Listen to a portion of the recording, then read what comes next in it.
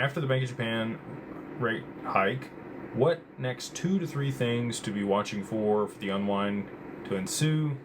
Carbon 1 DWP client, thank you for all your service. Thank you. Glad to be working with you. Thank you for being part of the community. So you're going to see a rotation out of U.S. Treasuries. You'll see a destabilization in the bond market. Michael Guyad's brilliant economist. He believes that everybody's going to rotate into U.S. Treasuries. I don't think that's going to be the case. I think the only thing that's going to stabilize U.S. Treasuries is going to be the Genius Act. You just saw PayPal roll their stablecoin out. I think that you're going to see other large banks and institutions start to roll their stablecoins out to be able to drive demand for treasuries on the market as they flow back from foreign debt holders. So that's one thing, rotating out of U.S. Treasuries into Japanese bonds.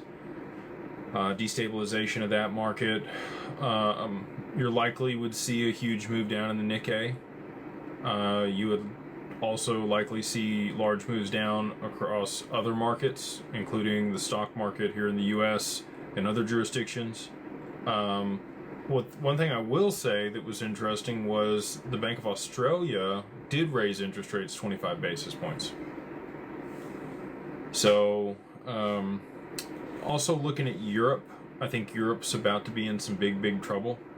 The energy costs there in Europe are starting to skyrocket pretty significantly. We saw oil up over 110 today here in the U.S.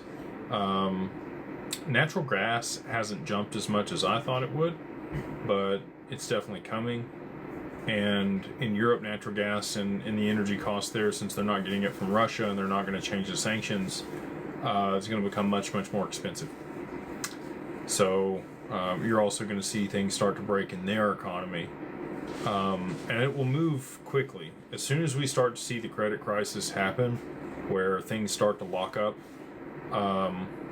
you'll hear about it a little bit on Twitter, most likely, and then you'll start to see things that are actually happening in our economy here in the U.S. So, those are the next kind of 2 or 3 things that I'd be watching for, and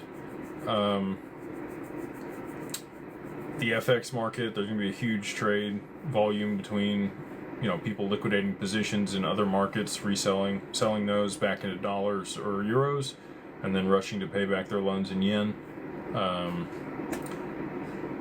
Volatility in the FX market, and that's what Japan's already talked about, and they are planning to step in to mitigate volatility in the FX market when that ensues.